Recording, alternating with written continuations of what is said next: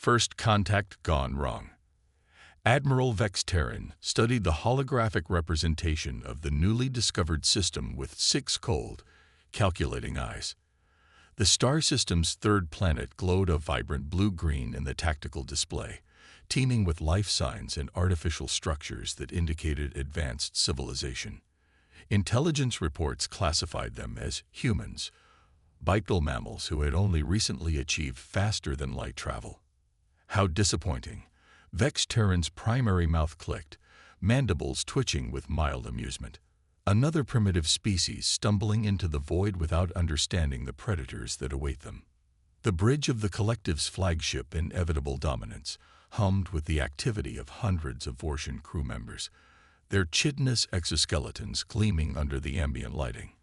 As Supreme Commander of the Vortian Collective's 7th Expansion Fleet, Vex Terran had overseen the subjugation of 12 species across 4 galactic sectors. Humans would be the 13th. The preliminary assessment is complete, Admiral, announced his second-in-command, Sub-Commander Zith. Human technology appears moderately advanced but inconsistent. Their propulsion systems exceed expectations, yet their weapons and defensive capabilities are rudimentary at best. Vex Terran absorbed this information with practiced detachment. Curious. Elaborate on these inconsistencies. Zith manipulated the holographic display, zooming in on various human vessels. Their ships utilize a form of distortion drive we've never encountered, achieving impressive FTL speeds with minimal energy signatures. However, they rely primarily on kinetic weaponry and nuclear deterrence.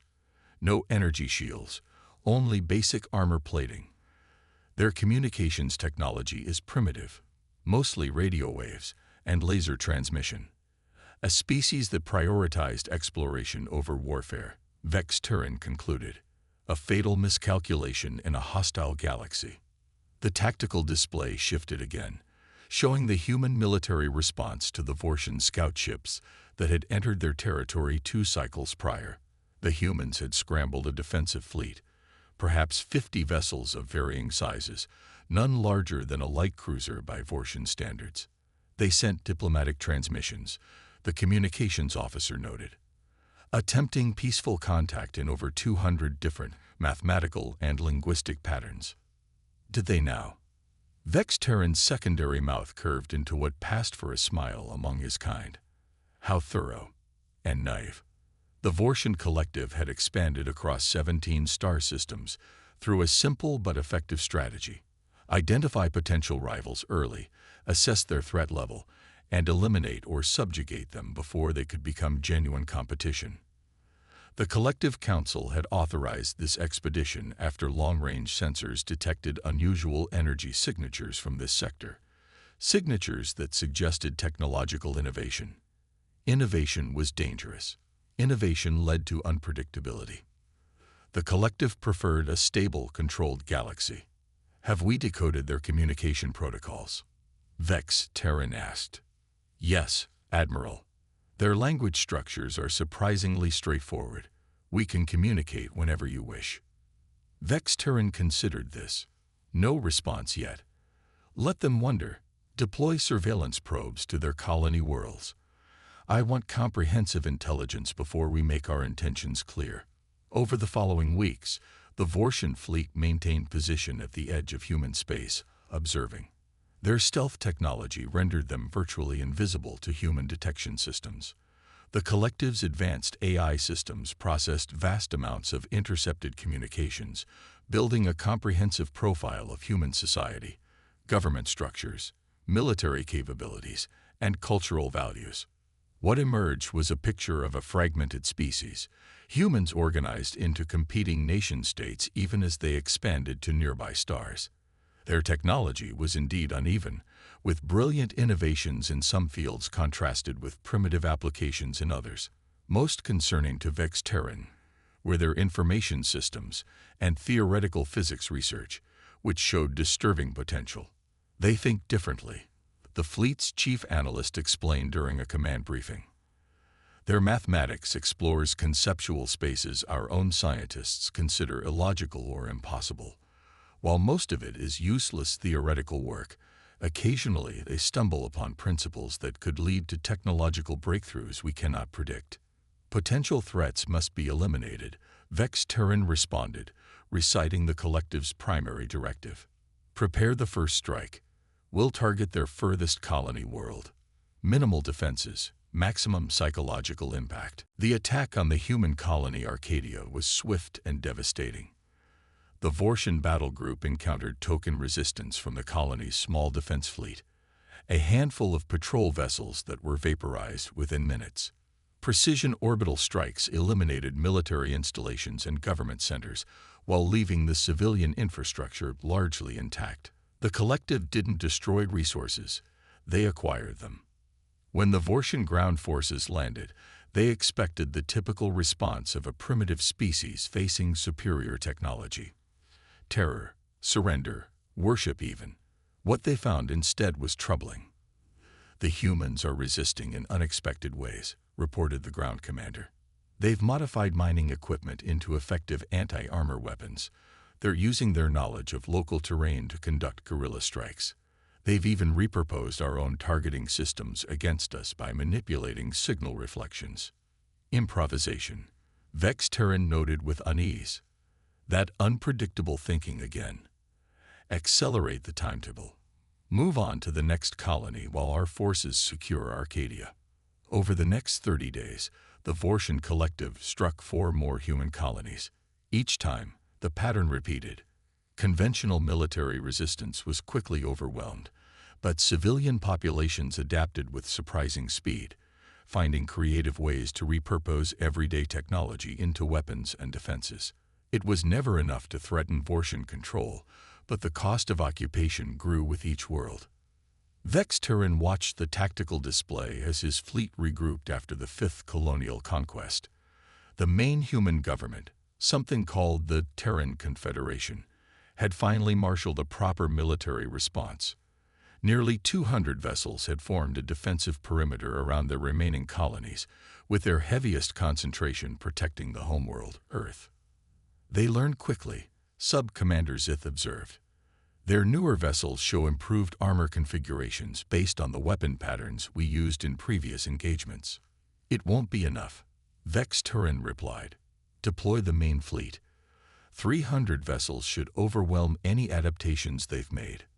As the massive Vortian Armada moved into position at the edge of the Sol system, Vex Terran authorized the first direct communication with human leadership. Peoples of Earth, he began, his translator converting his clicks and whistles into the most common human language. I am Admiral Vex Terran of the Vortian Collective. Your outer colonies have already fallen under our control. Your technology, while occasionally inventive, is no match for our military might. The Collective offers you a simple choice. Surrender your planet and submit to integration into our civilization, or face complete annihilation. The response came 12 hours later, transmitted on all frequencies, directed not just at the Vortian command ship but broadcast to every vessel in the fleet. A human female appeared on the communication screen. Her skin was dark brown, her head adorned with tightly coiled black hair styled close to the scalp. She wore a uniform of deep blue with gold insignia indicating high rank. Admiral Vex Terran, she began, her voice steady and authoritative. I am General Maya Okafor of the Terran Confederation Defense Force. We have received your ultimatum and reject it categorically. Humanity will not surrender its homeworld or its freedom. Vex Terran's mandibles clicked in amusement. General Okafor, you misunderstand your situation. Your forces are outnumbered and outgunned. We have studied your technology and found it inadequate. Resistance is futile and will only result in unnecessary casualties. The human general's expression remained calm, almost confident. Perhaps your studies have been incomplete, Admiral. We request a 24-hour grace period before hostilities commence. To evacuate civilians. A reasonable request. We are not barbarians. Vex Terran granted magnanimously. 24 of your hours are granted. Then we will begin our final approach. General Okafor nodded once. You will see our response then. When the transmission ended, Sub-Commander Zith approached the Admiral's command station. "They intend some form of deception or last-ditch effort," he warned. "Perhaps hidden weapons platforms or suicide attacks." "Let them try," Vex Terran responded. "Their desperate measures will make for valuable intelligence as we encounter other species. Position our fleet in standard combat formation and prepare for any potential attacks. But the outcome is already determined." As the 24-hour grace period neared its end, the massive Vortian Armada hung in the void like a constellation of predators. Weapons charged, shields at maximum, 300 vessels ready to deliver overwhelming force against the human defenders. Vex Terran watched the tactical display with cool professional interest. The humans had used their time to consolidate their fleet around Earth, with smaller detachments protecting Mars and the Jovian colonies. A textbook defensive posture, predictable and ultimately futile. "Admiral," the sensor officer called, mandibles twitching with confusion. "We're detecting a single vessel approaching from Earth orbit." A single vessel. Vex Terran's primary eyes narrowed. "Is this their surrender envoy?" "Uncertain, Admiral. It's not broadcasting any diplomatic codes. The configuration is unusual. Our systems cannot categorize it." The tactical display zoomed in on the approaching craft. It was smaller than a Vortian destroyer, but larger than a typical human vessel. Its hull was a deep matte black that seemed to absorb rather than reflect light, with strange geometric patterns etched into its surface that pulsed with a subtle blue luminescence. It had no visible weapons emplacements, engine ports, or even standard navigation lights. "What is this?" Vex Terran demanded. "Some form of deception." The single human vessel continued its approach, unhurried and direct. Behind it, the main human fleet remained in defensive formation, making no move to follow or support this lone ship. "Admiral," the communications officer interrupted, "we're receiving a transmission from the approaching vessel." "Display it," Vex Terran ordered. The screen activated to show a human male with pale skin, silver-gray hair, and piercing blue eyes set in a face lined with age. He wore a simple black uniform with no visible insignia. "Admiral Vex Terran," the human said, his voice calm and measured. "I am Dr. Malcolm Chen, commanding the Terran vessel Singularity. Before you commit your forces to an irrevocable course of action, I suggest you consider what you are about to witness." With that cryptic statement, the transmission ended. On the tactical display, the lone vessel, the Singularity, accelerated suddenly, its velocity increasing far beyond what Vortian sensors indicated should be possible for human propulsion technology. "Target that vessel," Vex Terran ordered, unease creeping into his normally confident demeanor. "All forward batteries, open fire." And so began the encounter that would forever change the Vortian collective's understanding of humanity and their place in the galaxy. The ultimatum. The command bridge of the inevitable dominance buzzed with activity as weapons officers coordinated the massive barrage directed at the lone human vessel. Energy beams and plasma torpedoes lanced across the void, enough firepower to reduce a small moon to molten slag. "Impact in 3, 2, 1, the weapons officer announced. Vex Terran leaned forward, all 6 eyes fixed on the tactical display. The concentrated firepower of 30 Vortian warships converged on the position of the human vessel and passed through empty space. "Where is it?" Vex Terran demanded, mandibles clicking rapidly in agitation. "Sensors show it's still there, Admiral," the sensor officer replied, confusion evident in his voice. "But also not there. The readings make no sense." On the display, the strange geometric patterns on the Singularity's hull pulsed brighter, the blue luminescence intensifying. The weapons fire wasn't being deflected or absorbed. It was passing through the ship as if it weren't physically present. "Impossible," Sub-Commander Zith whispered. The human vessel continued its approach, accelerating to speeds that their sensors struggled to track. It was heading directly toward the center of the Vortian formation. "All vessels, Evasive maneuvers. Vex Terran ordered, "Do not let that ship make contact." The Vortian Armada responded with practiced precision, ships breaking formation in coordinated patterns designed to create maximum separation while maintaining defensive coverage. It was a maneuver they had perfected over decades of warfare. The Singularity ignored these elaborate evasive tactics. It simply adjusted course and continued toward the nearest Vortian cruiser, the Relentless Hunter. Relentless Hunter, report. Vex Terran commanded. "Admiral, the human vessel is on direct intercept course," came the panicked response. "Weapons ineffective, unable to." The transmission cut off as the Singularity made contact with the Vortian cruiser. There was no explosion, no collision debris. The human vessel simply passed through the cruiser as if moving through mist. The Relentless Hunter remained intact, but all its systems went dark. It drifted, lifeless, in the void. Status of the Relentless Hunter. Vex Terran demanded. "Life signs stable, Admiral, but all power systems are offline," the sensor officer reported. "It's as if something extracted all energy from the ship simultaneously." Before Vex Terran could process this information, the Singularity changed course and approached another Vortian vessel, then another, and another. Each time, the result was the same. Ships left powerless but structurally intact, crews alive but unable to communicate or maneuver. "This is impossible technology," Zith said, mandibles quivering. "No species should be able to manipulate matter and energy this way." "Deploy microprobes," Vex Terran ordered. "I want detailed scans of that vessel.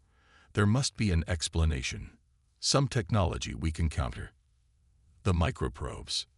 Tiny autonomous sensor platforms designed for close reconnaissance of hostile targets, launched from the flagship. They approached the Singularity from multiple vectors as it continued its systematic incapacitation of the Vortian fleet. "Admiral, receiving probe telemetry," the science officer announced. "The readings are confusing. The human vessel appears to be generating some form of localized phase variance. It's partially out of sync with normal spacetime." "Elaborate," Vex Terran demanded. "It exists simultaneously in our dimension and somewhere else. The geometric patterns on the hull seem to be the focal points for this effect. They're not decorative. They're functional components of whatever technology is enabling this." The tactical display updated to show the human vessel's path through the Vortian fleet. Already, 27 ships had been neutralized without a single casualty on either side. The Singularity was methodically working its way toward the flagship. "We need to adapt," Vex Terran said. "Modulate shield frequencies across the entire spectrum. Deploy gravitational anchors. Whatever this technology is, it must have limitations." The remaining Vortian ships implemented these countermeasures, their shields shifting through thousands of energy configurations per second, while specialized equipment generated localized gravitational distortions designed to disrupt any form of phase manipulation. The Singularity paused its advance. For several tense minutes, it remained motionless relative to the Vortian fleet. "Communication incoming from the human vessel," the comm officer announced. "Display it," Vex Terran ordered. Dr. Malcolm Chen appeared on screen again, his expression calm and contemplative. "Impressive adaptation, Admiral. Your reputation for tactical flexibility is well earned." "What is this technology?" Vex Terran demanded. "No developing species should possess such capabilities." "Perhaps your assessment of developing species requires revision," Chen replied. "Humanity has always excelled at conceptual leaps when faced with existential threats. You provided us with adequate motivation." Vex Terran's primary mouth formed a tight line of frustration. "You hide behind trickery because you lack the numbers and firepower for honest warfare." "An interesting perspective," Chen said. "From where we stand, we're simply being efficient. Why sacrifice countless lives on both sides when a demonstration of technological superiority can achieve the same strategic outcome?" As they spoke, The geometric patterns on the Singularity's hull reconfigured themselves, shifting into new arrangements. The blue luminescence deepened to purple, then a deep crimson. "Admiral," the science officer interrupted, "the human vessel is generating a new form of phase variance. Our countermeasures want." The Singularity surged forward again, but now when it passed through a Vortian vessel, something different happened. The ships remained powered and operational, but their weapon systems overloaded spectacularly. Energy weapons backfiring catastrophically while missile tubes sealed themselves shut as if the metal had been molecularly fused. "They're disarming us without destroying us," Zith observed, a note of something like respect in his voice. Vex Terran watched in mounting horror as the human vessel systematically neutralized ship after ship, working its way inexorably toward the inevitable dominance. Nearly 100 Vortian warships had been rendered combat ineffective without a single destroyed vessel or lost life. "Admiral," the communications officer interrupted, "we're receiving a transmission from Earth. From their leadership council." "Display it," Vex Terran ordered, mandibles tight with tension. The view screen split to show 5 humans seated at a curved table. At the center sat a gray-haired human male with dark skin and penetrating eyes. "Admiral Vex Terran," he began, "I am President Marcus Williams of the Terran Confederation. By now you have witnessed the small demonstration of capabilities we had hoped would never be necessary to reveal. The Singularity represents just one application of principles discovered through our inconsistent technological development that your forces found so curious." Vex Terran remained silent, all 6 eyes fixed on the human leader. "We present you with an ultimatum of our own," Williams continued. "Withdraw your forces from human space immediately. Return control of our colonies to their rightful inhabitants. Agree to diplomatic relations based on mutual respect rather than domination. Do these things, and the Singularity will escort your fleet safely to the border of our territory." "And if we refuse?" Vex Terran asked, though he already suspected the answer. "The Singularity will continue its work," Williams stated simply.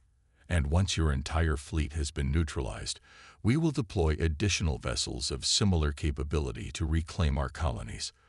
The loss of life would be regrettable, but ultimately your choice." Vex Terran's secondary mouth twisted in frustration.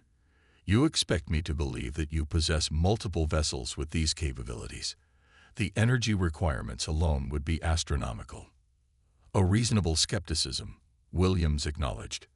"Dr. Chen, if you would provide a small demonstration." On the tactical display, the Singularity suddenly split into 3 identical vessels, each pulsing with the same crimson patterns. The 3 ships moved in different directions, continuing the systematic neutralization of the Vortian fleet at triple the previous rate. "This is not an illusion or sensor trickery," Williams explained. "The Singularity utilizes principles that allow for temporary quantum duplication. Each copy is fully functional, though the effect is limited in duration." As if to prove his point, after several minutes the 3 vessels merged back into a single ship, but the demonstration had made its point. The Vortian sensors confirmed that all 3 vessels had been physically present and operational. "Your position is untenable, Admiral," Williams continued. "You faced us with overwhelming conventional force, so we responded with unconventional means. We would prefer peaceful coexistence, but we are prepared to defend ourselves by any means necessary." For the first time in his long military career, Vex Terran felt genuine uncertainty. The Collective Council had authorized this expedition based on the assumption that humans were a manageable threat, primitive in military technology, if innovative in other areas. That assumption had proven catastrophically wrong. "I require time to consider your terms," Vex Terran finally said, "and to consult with the collective leadership." "You have 12 hours, Williams replied. "During this time, the Singularity will cease operations but remain on station. We await your response." When the transmission ended, Vex Terran turned to his command staff. Their exoskeletons had taken on the pale gray coloration of extreme stress, a physiological response the Admiral shared. "Analysis," he demanded. "What are we facing?" The science officer stepped forward. "Based on probe data, the human vessel is manipulating what our theoretical physicists call phase space. They've found a way to selectively shift matter between dimensional states, allowing them to pass through solid objects while carrying energy-disrupting fields. The technology is beyond anything in our understanding. Could we develop countermeasures given time?" Vex Terran asked. "Possibly, Admiral, but it would require complete reconstruction of our understanding of quantum physics. Years, perhaps decades of research, and their claim of multiple such vessels." The intelligence officer responded. "Satellite reconnaissance of Earth shows unusual energy signatures at multiple locations consistent with advanced manufacturing facilities. If they can build one such vessel, logic suggests they can build more." The quantum duplication capability, however, was unanticipated. Vex Terran paced the command deck, all four arms clasped behind his back in the Vortian gesture of deep contemplation. The collective doctrine was clear: subjugate or eliminate potential rivals before they could threaten Vortian hegemony. But the doctrine assumed conventional threats and conventional responses. "Admiral," Sub-Commander Zith ventured, "the singularity represents technology that could revolutionize space travel, energy production, and warfare. If we withdrew now, the humans would continue developing these capabilities. They could become an existential threat to the collective itself." "Your assessment is correct," Vex Terran acknowledged. "But our immediate tactical situation is precarious. Nearly half our fleet has been neutralized without the humans firing a single conventional weapon." "We still have functioning ships," Zith countered. "We could concentrate our remaining firepower on Earth itself. Even their advanced vessel couldn't protect an entire planet." Vex Terran considered this option.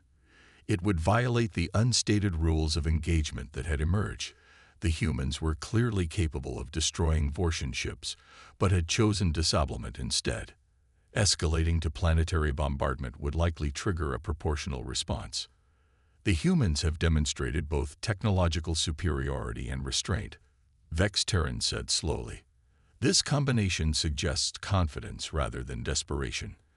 I suspect they have additional capabilities they haven't yet revealed." The Admiral turned to his communications officer. "Establish a secure quantum link to the Collective Council. This situation requires their direct input." As the communications team worked to establish the connection across interstellar distances, Vex Terran watched the singularity on the tactical display. It had positioned itself precisely between the Vortian fleet and Earth, a solitary guardian that had single-handedly neutralized the most powerful armada the collective could field. The implications were profound and disturbing. If humans could master such technology in response to the Vortian threat, what other principles might they discover if pushed further? What other impossible technologies might they develop? For the first time, Vex Terran understood that he faced not just a military challenge, but a philosophical one. The collective strategy of preemptive subjugation was predicated on technological superiority. Without that advantage, the entire expansion policy might be fundamentally flawed. "Admiral," the communications officer called. "We've established contact with the Council." Vex Terran squared his shoulders, his exoskeleton darkening to the formal blue-black of official proceedings. He would present the facts objectively, but his recommendation was already forming. Sometimes victory meant recognizing when to withdraw and reassess. The humans had proven themselves not just worthy adversaries, but potentially valuable allies. If the collective could adapt its thinking as readily as its newest opponent. As he prepared to address the Council, Vex Terran glanced once more at the tactical display where the singularity hung motionless against the backdrop of Earth. A single ship had changed everything. The outcome of this confrontation would reshape the galaxy in ways none could fully predict. And somewhere on that mysterious vessel, Dr. Malcolm Chen waited for an answer that would determine the future relationship between two civilizations that had only just begun to understand each other's true nature.